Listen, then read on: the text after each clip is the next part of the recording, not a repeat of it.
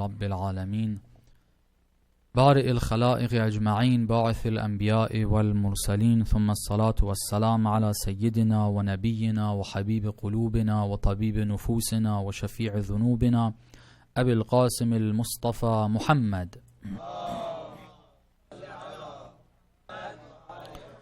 وعلى أهل بيته الطيبين الطاهرين المعصومين المكرمين المنتجبين لا سيما بقية الله في الأراضين روحي وأرواح العالمين لتراب مقدمه الفداء ولعنة الله على أعدائهم أجمعين إلى قيام يوم الدين. For the hastening and the return of our Imam, please recite the salawat.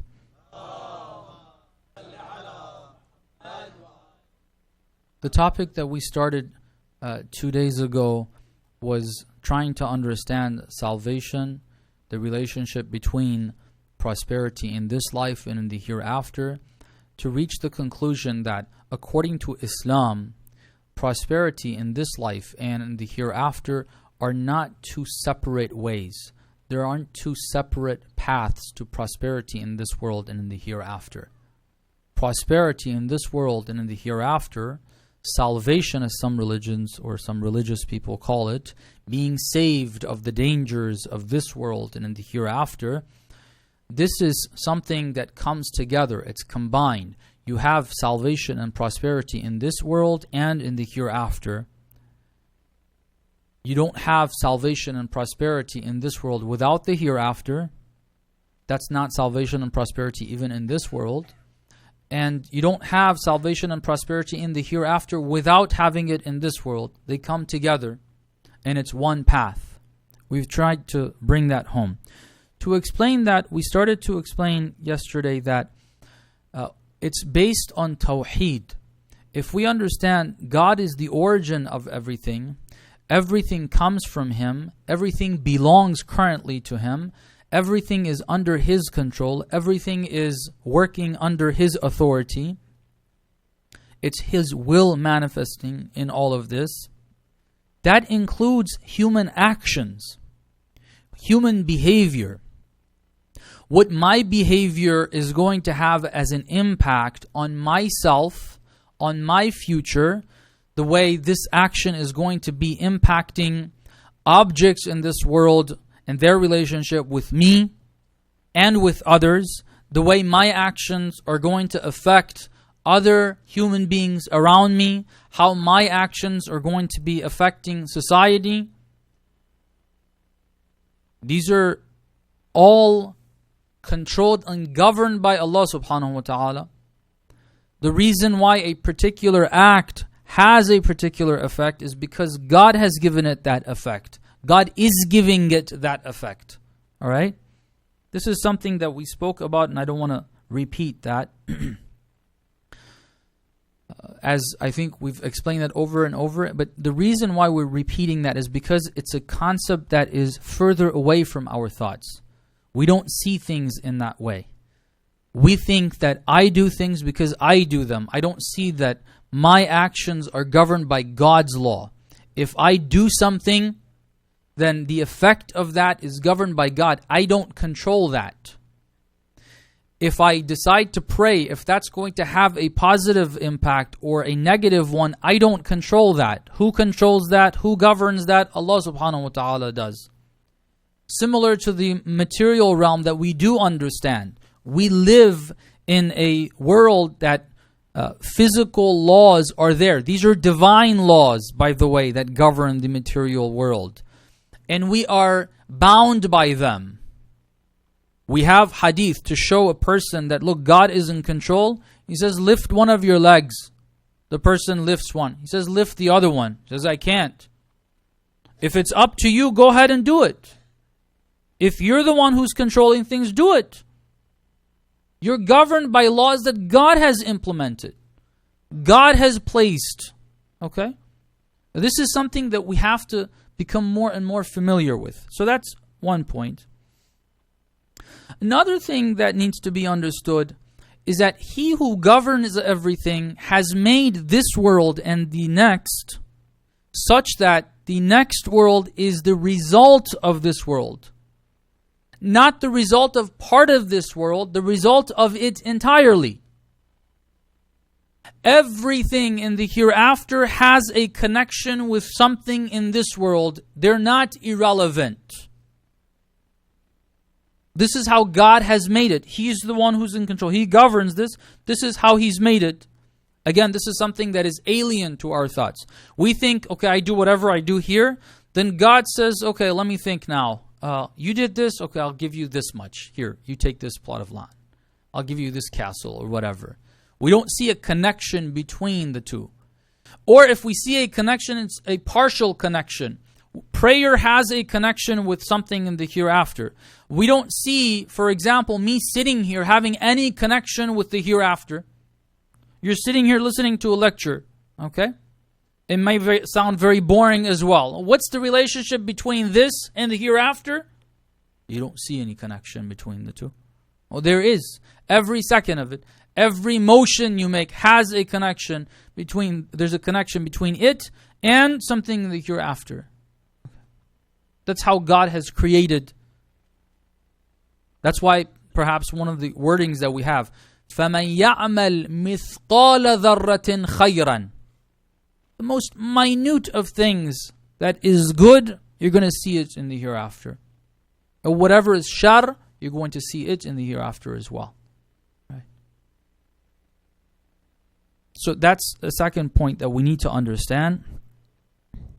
Recite salawat, please.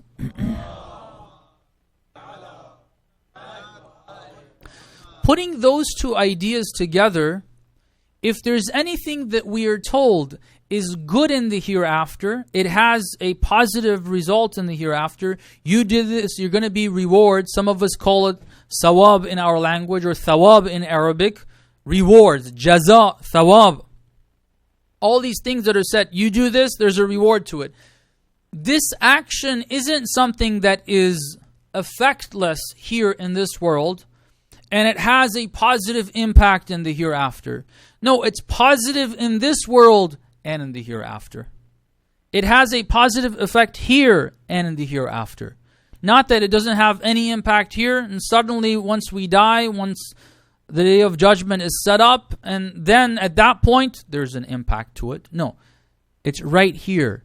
It starts right here. It's good actions here that are good in this world, that have good results in this world, that also have a much more magnificent impact in the hereafter. Something that we didn't think that would be the result of this action. We didn't see that coming. Okay, it becomes more evident. The goodness of the act becomes more evident and apparent. But otherwise, it has goodness right here. This is a third point that we need to understand. And I think I mentioned the fourth as well. Now I want to give you a couple of examples. This was very abstract. Let's look at some of the examples that we have. And these are only some examples that are a bit more clear for us. Some of them are less clear. For example, prayer. What type of an effect in my life does it have here for my material life? What type of positive effect does prayer have? For some of us, when you ask that question, because they've experienced it, because they've seen the positive effect on their lives here, they say, well, it's obvious it has positive effects. But for some of us, like, what does that have to do with my material life? That has everything to do with the hereafter. Okay? So some of the examples in our religion are more difficult to see. The impact of those actions, the impact of those decisions are more difficult to see that they have a positive impact here, right here in the dunya. We only see it as something for the hereafter. So I'm going to use a couple of examples that are a bit more clear in this respect.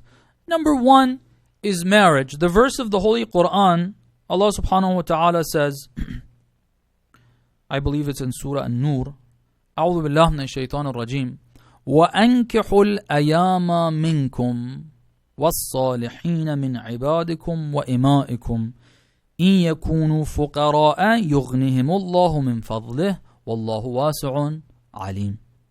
And marry those among you who are single,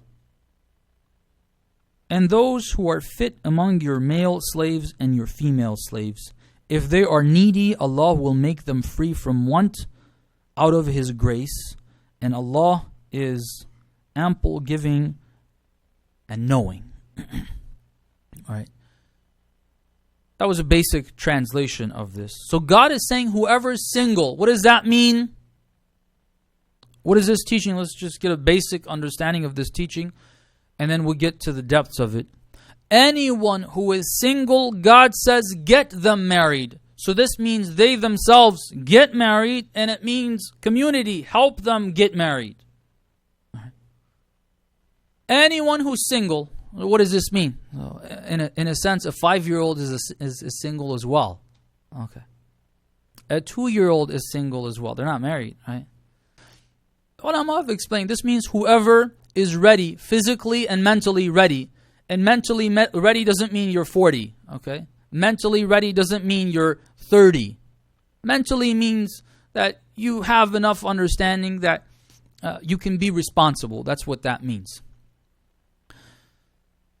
Whoever is capable of marriage and they are not married, أَنْكِحُ الْأَيَامَ. Right? In a Muslim society, in a Muslim community, it is not accepted that there are single people and they're not married and no one's worried about that.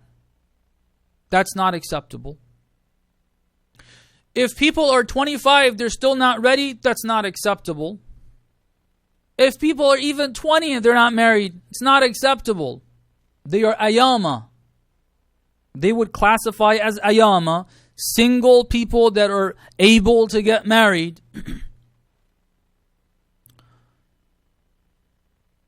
God says, have them married. Okay, so we have this rule of marriage. People get married. Sometimes we look at these types of encouragements, these teachings,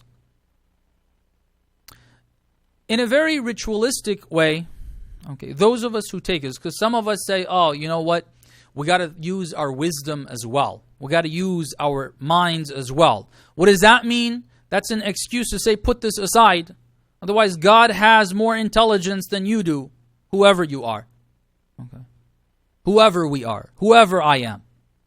God has more intelligence. He says, أَنْكِحُ الْأَيَامَ. That should be your culture. You have a single person that's not married, they can get married. If they're not married, get them married. All right. If they're not thinking of marriage, get them to think about marriage. Now you're thinking, okay, here we go again. Some religious rhetoric, some Sheikh from Qom has come, he's thinking in his own mindset, in his own whatever, in his own bubble, and he's saying this. I'm just telling you what the verse is saying. We're trying to explore what this is going to mean.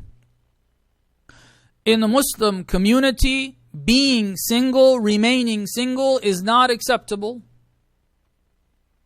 That's not something that we are supposed to be doing. Okay. Now, what does this have to do with this world? What's the effect of it? The way we think about it is, okay, you get married, you don't commit sin. Otherwise, you go to hell.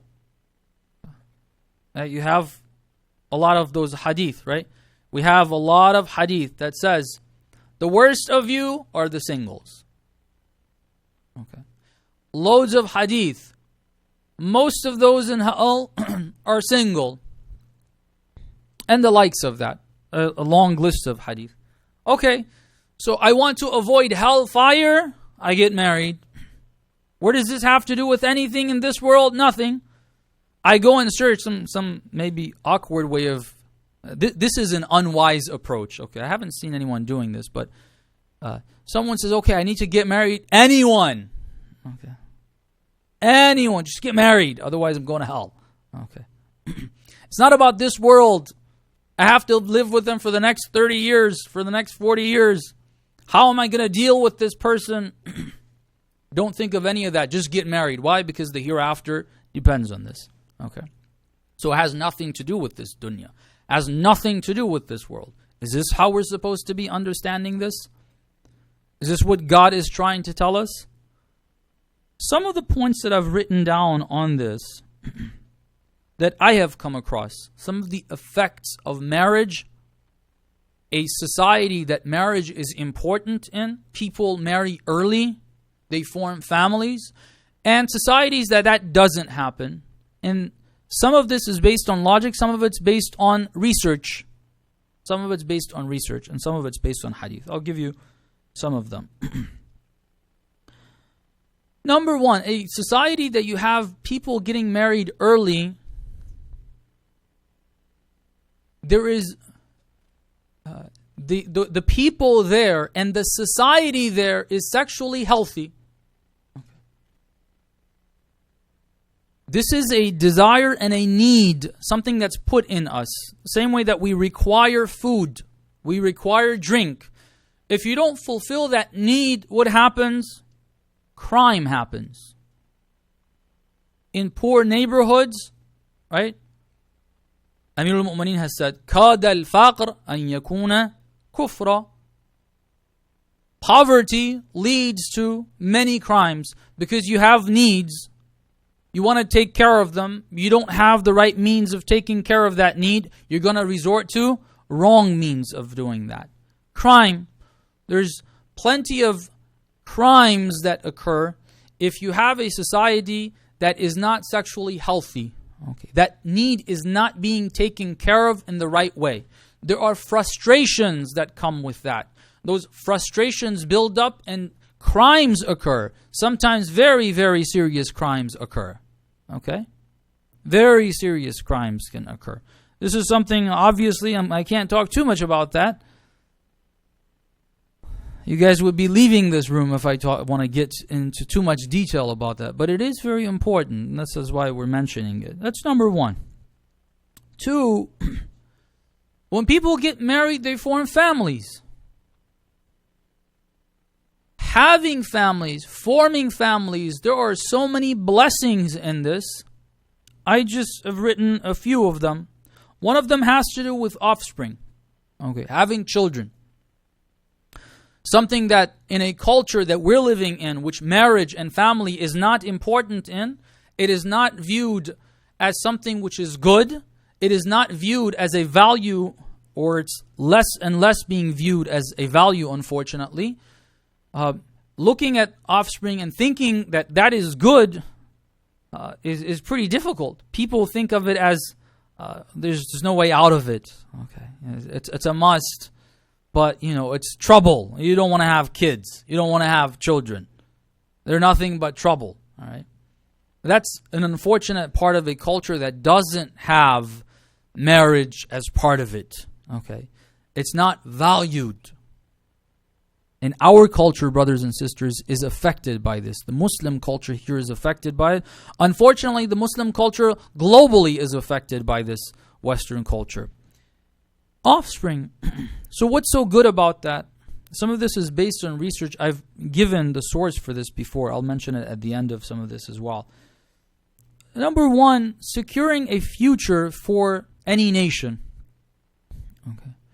If you want to have a future as a nation, you need to have offspring. Okay. There is a least that you need to have. If you don't have that least figure, then you're not going to survive. Your nation is not going to survive. You're moving towards destruction and annihilation. If you develop a culture that having children, having offspring is not valued, that means people are going to have less and less offspring. That is going to lead to the destruction of a society, of a nation. The complete annihilation of a nation if they continue that, if they don't change their ways. And this is something that the research is being done. They say it's 2 point something. I forget what exactly it is. I think it's 2.3. There's got to be your birth rate in whatever nation you have in order to maintain your population. If you have any less than that, then you are losing your population. Okay. So you're not, your nation, your culture, you are not going to looking at yourselves not as individuals but as a nation. The same way that you're looking at preserving your own life, you'll be looking at preserving the life of your nation. You want that, you need offspring. You have to have children. So this is number one. Secondly, what is seen as economic prosperity depends on your population. Again, studies are done on this. Atheists have studied this. If you have a population that's declining, very simply you can see that you have less youth to work and be able to provide for the costs of the elderly. Okay. And what happens is that the elderly are not going to be able to have the respect, the dignity, the comforts that they should be having. They've worked their lifespan. They've worked their entire lives. Now they've reached an age where they can't work. They need others to take care of them. That's how human beings are. At that point, you need people that can sustain that. There needs to be a workforce that can bring in the finances that are necessary to provide for the elderly. If you have a declining population, you're not going to have that. It's math. It's demographics. Very simple. All right. The prosperity of your nation your economy is going to collapse. Something that is seen very material in this world. So we talked about economic prosperity, and also, amongst other things, the issue of a good life for the elderly, which of course is going to again impact the lives of the younger generation. They're overburdened with the costs of the society they live in, and they're just not going to be able to handle it unless they decide, okay, we're going to get rid of, and who cares about these people? So those are some points with regards to offspring. Another benefit of a family is that if people are getting married, let me share this as well with you. What is the relationship between marriage and offspring? People are not getting married and they're still having kids. Unfortunately. Okay. Unfortunately, that's happening. Well, there's a few things. Looking at it strictly from the perspective of demographics, the studies have been done. Couples that are actually not married are less likely to have kids. The research shows that. Couples that are not married are less likely to have children. That again leads to the decline in the population. There's other problems, I'll get to that, with the problems with having children out of wedlock are going to be.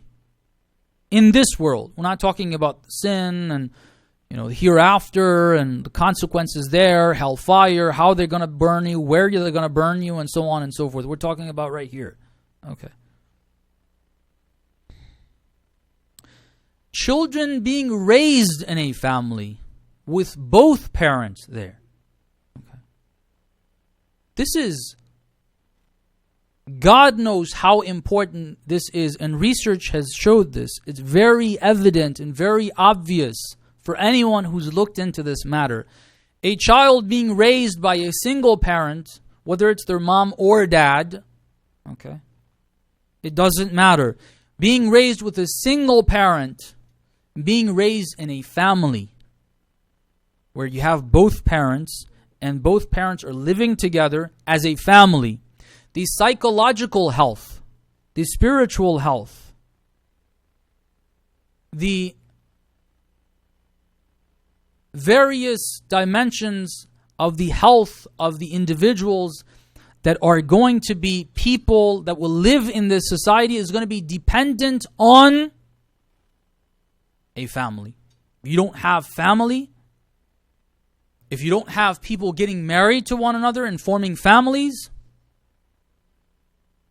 you're going to be not seeing the blessings of the children being raised in that family. And this is going to impact society in the long run. Right? This is going to impact society in the long run. Crime in neighborhoods. These are, again, studies. You can go and look into it yourself if you haven't already. Some of us already know all of these things. We just have to put it all together, that information together. Recite salawat, please.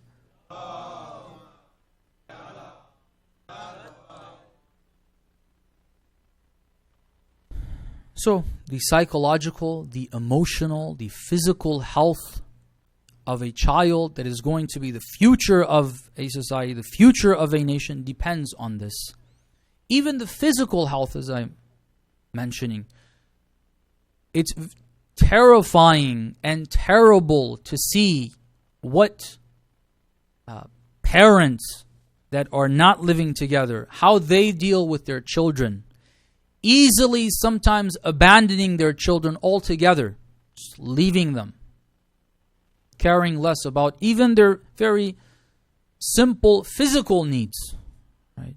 And you could imagine what happens to the emotions, to the psyche of a child that's been left like that. No one has considered this child important enough to spend their life on, to give them time, to give them comfort, to give them love. Okay. Recite a salawat, please.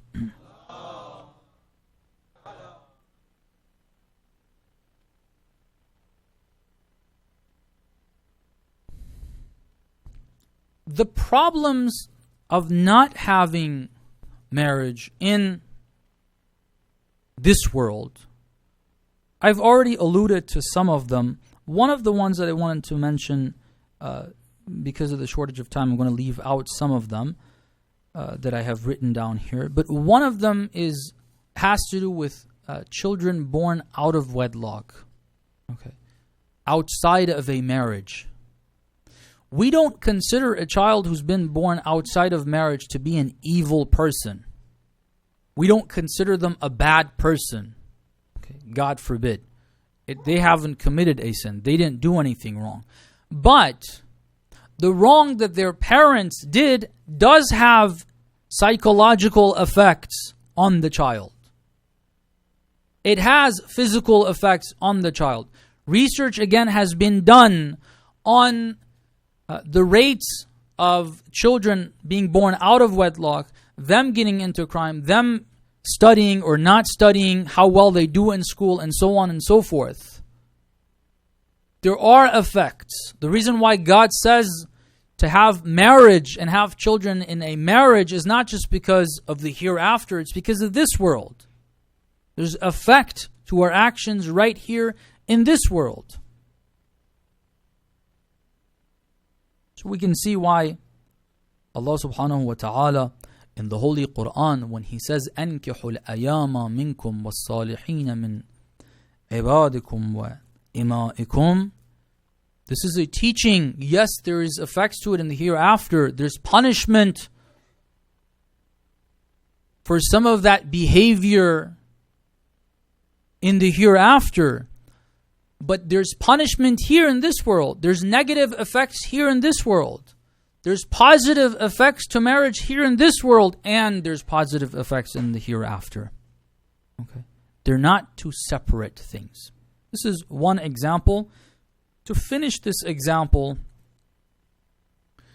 I want to mention something else that we have in this verse. Allah subhanahu wa ta'ala says, إِن يَكُونُوا فُقَرَاء يُغْنِهِمُ اللَّهُ مِنْ فَضْلِهِ إِن يَكُونُوا فُقَرَاء يُغْنِهِمُ اللَّهُ مِنْ فَضْلِهِ.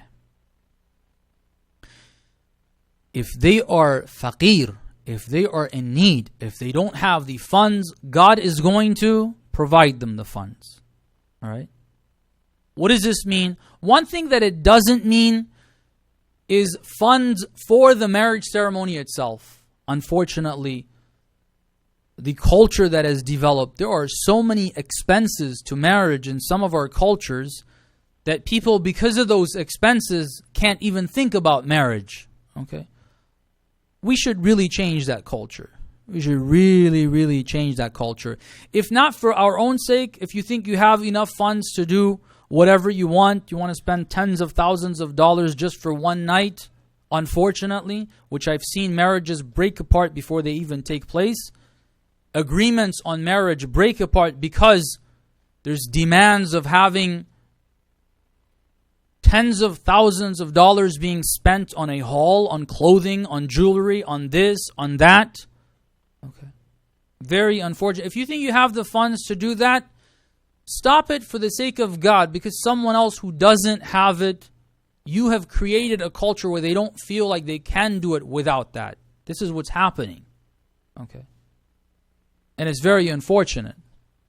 It's about the funds that are required after marriage. The funds that are required after marriage.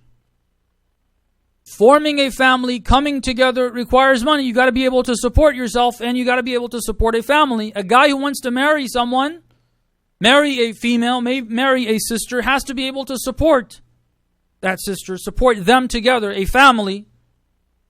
They're going to have children, inshallah. They have to be able to support them. The guy's looking, adding things up. Like, I don't have the funds to do this right now. Okay. I don't have the funds to do this. This is one of the obstacles of marriage. One of the obstacles of marriage.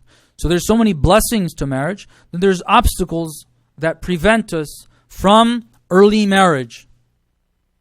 I'm mentioning this because these are problems in our communities. Okay, these are very serious issues. I'm sure you're struggling with it here, and I'm sure people are struggling with it worldwide, globally. This is an issue. And all of it has to do, in my understanding, because of misunderstanding, miscalculations. We do that type of calculation. Okay, marriage is great, but I can't do this. I don't have it.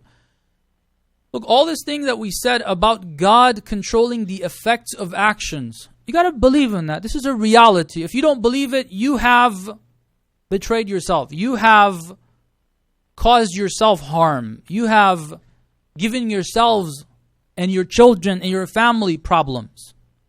God is in control. God says marriage itself is a cause for sustenance. If working is a cause to receive sustenance, marriage is a cause to receive sustenance. There's a direct relationship between the two, not based on my words, based on the words of this verse. God is telling you that. God has given this effect to marriage. You get married, God gives you sustenance. God gives you sustenance. Rizq is provided, it's guaranteed. We say, no, I don't see that. I see my work having that effect. I think I am doing it. We don't realize if your work is going to give you funds, it's God giving you. That's the means through which He gives you that.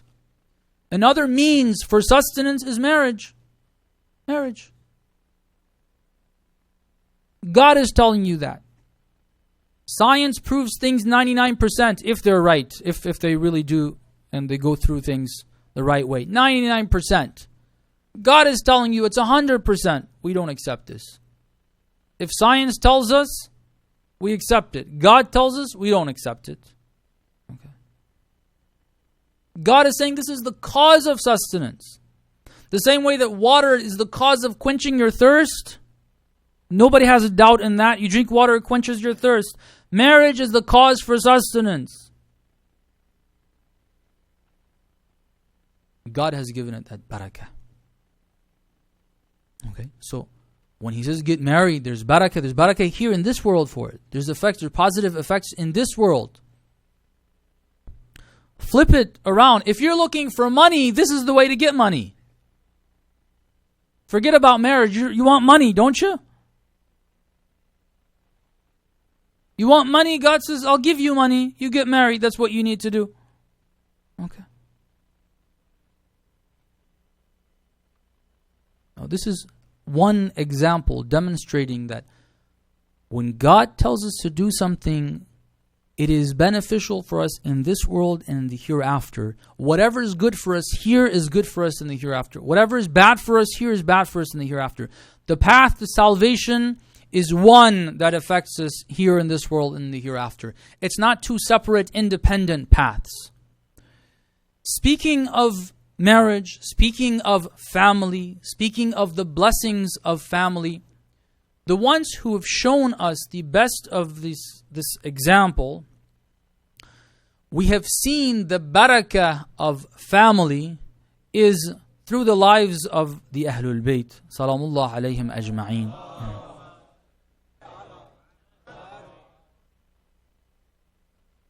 There is a couple in this world that the husband is the Holy Prophet sallallahu alaihi wa and the wife is the Lady Khadija salamullah alayha, which according to some, this is the day, the anniversary of her demise. May Allah bless her soul. I'll say a few words with regards to her as well, inshallah.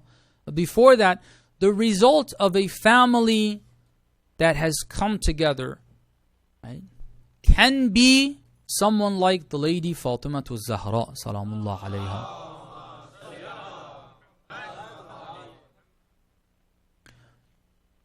Her existence, all the great things that we have said, we have heard, we have read about the Lady Fatimatu Zahra, which is not even half of who she actually is. Okay? All of this is not irrelevant to the institution of marriage and the coming together of these two individuals, the Lady Khadija salamullah alayha and the Holy Prophet sallallahu alayhi wa alihi.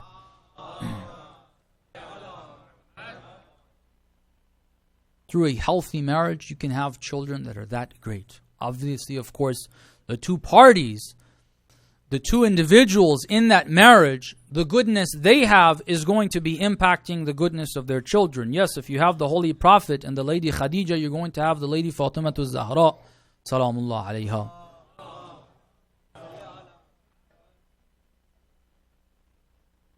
A few words about the Lady Khadija, salamullah alayha, to remember her specifically on this evening.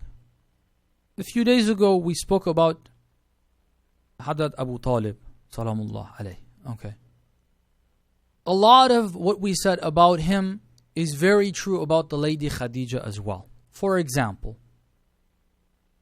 the Lady Khadija, because she was the mother of the Lady Fatimatu Zahra, salamullah alayha, and she in turn was the wife of Amir al-Mu'mineen. She fought for the Khilafah of Amir al-Mu'mineen. She had her grave hidden because of Amir al-Mu'mineen. And there were people that you were all familiar with who were jealous of this lady. The fada'il of the Lady Khadija were hidden because of this. Okay. So you see less of her. Right? In our history, you see less of the Lady Khadija. You got to look and try to find. And some other people, you see a lot of things said about them. Okay?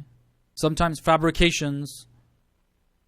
Sometimes what is said is not even important, especially when you compare to that to the virtue of the Lady Khadija, salamullah alayha. So there's a lot to be said about her that can be said, and inshallah the brothers and sisters go and do that reading, they look into that matter, they study in order to learn from her. Similar to what we did about Hadrat Abu Talib, it's not sufficient that we look into the history and learn about the character of someone like Hadrat Abu Talib or the Lady Khadija salamullah alayha to just know that, oh, this person was a great figure. You got to think of how you can learn from her. Got to think of how you can learn from her. What we can see in the Lady Khadija is ikhlas. Okay. Ikhlas. One of the things that we can see. Ikhlas. What does ikhlas mean? Ikhlas means everything is done genuinely and sincerely and only for the sake of Allah subhanahu wa ta'ala. Nothing else is important. She is a role model for us in that way. If you're looking for a role model of ikhlas, you got to look at the Lady Khadija, salamullahi alayha. Ikhlas isn't in prayer only. We think of ikhlas when we're talking about worships, specific worships. When you're talking about fasting, if we're speaking of prayer, if we're speaking of hajj, if we're speaking of dhikr, if we're speaking of a'mal on Laylatul Qadr, then people think of ikhlas. Ikhlas is beyond that. It's not real ikhlas if someone only when it comes to the few minutes of prayer, they do that only for God, if it's even possible to do that. When it comes to prayer, you do that only for God. Nothing else. I'm not doing it for no one to see me. No other reason. It's only for the sake of God. When it comes to prayer. When it comes to fasting, similarly, it's only for the sake of Allah subhanahu wa ta'ala. Only for the sake of Allah. So the month of Ramadan comes, I fast only for the sake of God. The rest of what I do in the day, the rest of what I do during the year, I do it for other reasons. But prayer, no, real ikhlas comes as a full package. Ikhlas in a person is where everything is done only for the sake of Allah subhanahu wa ta'ala. Nothing else being important. This is what the lady Khadija did. When she married the Holy Prophet, there was stigma to that. That wasn't viewed as a very appropriate move for her. That wasn't important. She sees it as the right thing with the belief that she had in God. Yes, the religion of Islam that is later on revealed has not been revealed yet. But belief in God, genuine belief in God is there. The same way the Holy Prophet has that. The same way he's Muslim in that sense. The same way Amir al-Mu'mineen is Muslim in that sense. Although that religion of Islam isn't there yet. So she does that for the sake of Allah subhanahu wa ta'ala. Giving whatever she has, all the wealth that she had, in that community, in that society, in that very material society where everything was judged based on material means, having that level of understanding. Recite a salawat, please.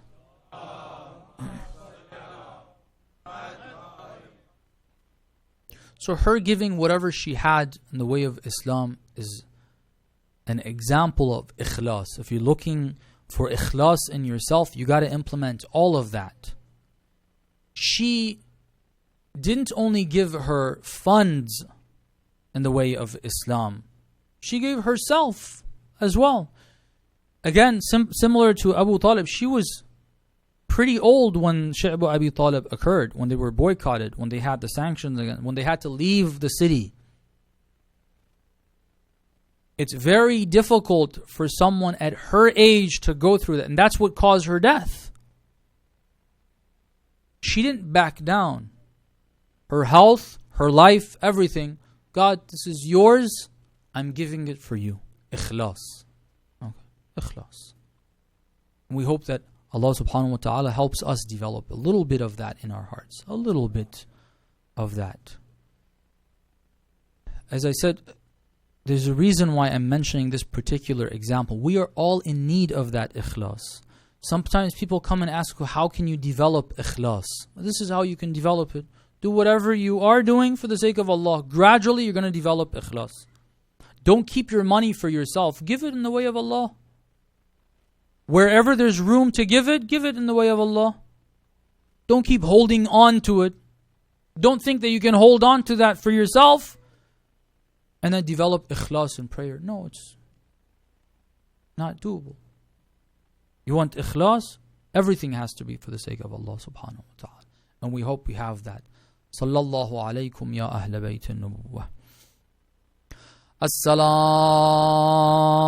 alaykum ya ahla bayt an-nubuwwah. وموضع الرسالة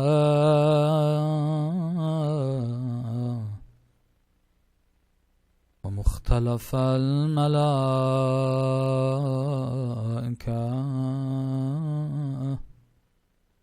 ومهبط الوحي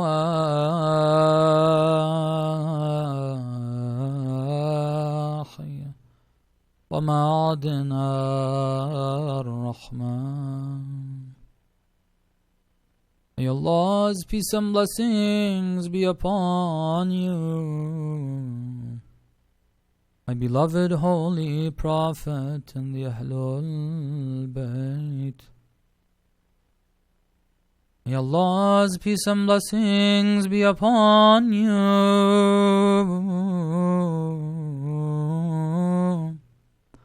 It was in your homes that Allah subhanahu wa ta'ala blessed us with guidance and revelation.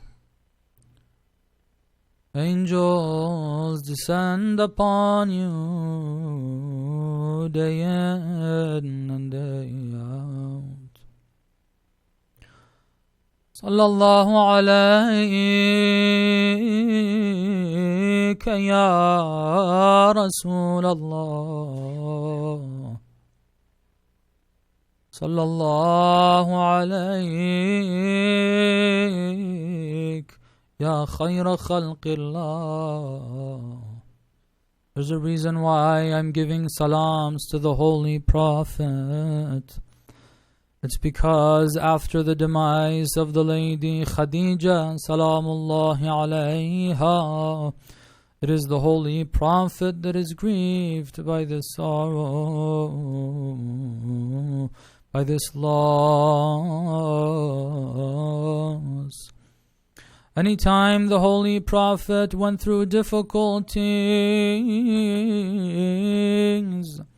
the Holy Prophet has said this about the lady Khadija, that when he would go home and see her, the treatment she gave soothed the Holy Prophet's heart. It gave him comfort in all those difficulties, people throwing stones at him, people mocking him, people cursing him, people plotting against him. When he would come home, the lady Khadija, salamullahi alayha, was there. She would soothe his heart, his pains, his difficulties. When the lady Khadija passes away, the Holy Prophet has lost that support. But the Holy Prophet has someone else to support him. After the demise of the lady Khadija, when the Holy Prophet went out, people threw their ashes on the Holy Prophet. When he came back home, he had a daughter, a 7-8-year-old daughter that came forward. With her small, tiny hands, she washed the Holy Prophet's face while she cried for what they had done to her father. She tried to hide her sorrow and grief for losing her mother. The lady Fatimatu Zahra should be affected by this, but she sees what's happening. Instead of weeping and crying for the loss of her mother, she stays strong. She takes her mother's role. Sallallahu alayka ya Amir al-Mu'mineen. This reminds us of the shahada of the lady Fatimatu Zahra. We say, Ya Rasulullah. Yes, it was difficult to take the loss of the lady Khadija, but Ali salamullahi alayhi in Medina had to take seeing the lady Fatima covered up at home, not revealing her face to Amir al-Mu'mineen. He had to take them disrespecting her in his presence. He had to hear the call, Ya Fiddatu khudini. Fidda, help me, I think I've lost my child. Amir al-Mu'mineen also had a daughter after the demise of the lady Fatima Zahra. But this time they say anytime she would get up to pray, Amir al-Mu'mineen was reminded of the lady Fatima Zahra. Ala la'natullah ala al-qawm al-zalimin. وسيعلم الذين ظلموا أي منقلب ينقلبون. اللهم إنا نسألك وندعوك باسمك العظيم الأعظم الزهراء وأبيها وبعلها وبنيها بك يا الله يا الله يا الله يا الله يا الله يا الله يا الله يا الله يا الله يا الله يا رحمن يا رحيم يا مقلب القلوب ثبت قلوبنا على دينك وعلى محبة أوليائك. والله, grant all of us and all believers the best of what you have blessed the best of your servants with in this blessed month. النبي وآله رحم الله من قرأ الفاتحة مع الصلوات.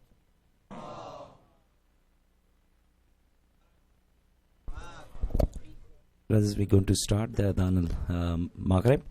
Maulana is going to be Hall C, so please follow a few of the brothers with Maulana, and Brother Wajah Siddiqui will be reciting here the Maghrib.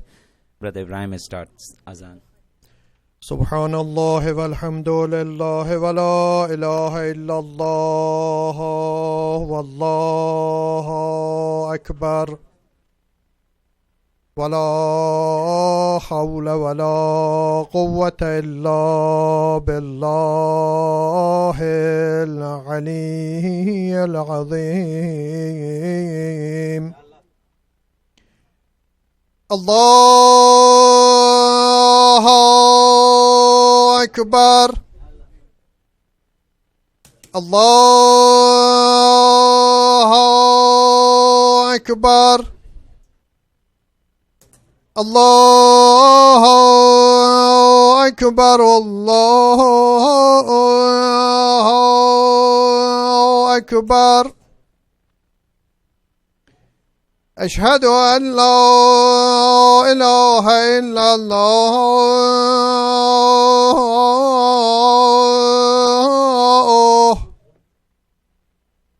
أشهد أن لا إله إلا الله.